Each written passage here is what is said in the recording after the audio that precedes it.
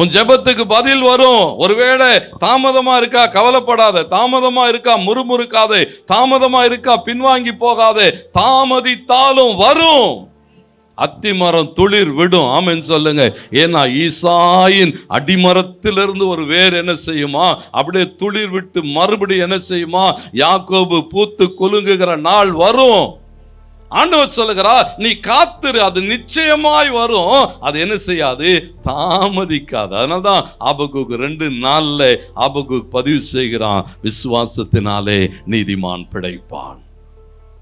ஒரு பெரிய விசுவாசம். என் தேவன் சொன்னார், என் ஜெபத்தை கேட்டிருக்கிறார், எனக்கு ஒரு பதில் அனுப்பி இருக்கிறார், ஆகையினாலே நான் மகிழ்ந்திருக்கிறேன்.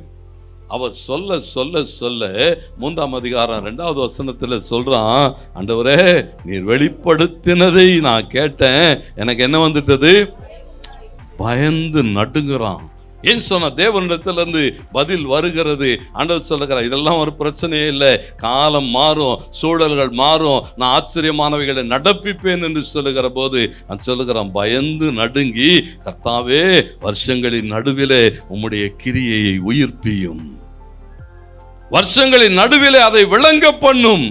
கோபமா இருந்தினாலும் கொஞ்சம் இரக்கத்தை மாத்திரம் விட்டுறாதீங்க. ஏன்னா பாருங்க, அவனுடைய ஜெபங்களுக்கு ஒன்றன் பின் ஒன்றாய் பதில் வருகிறது.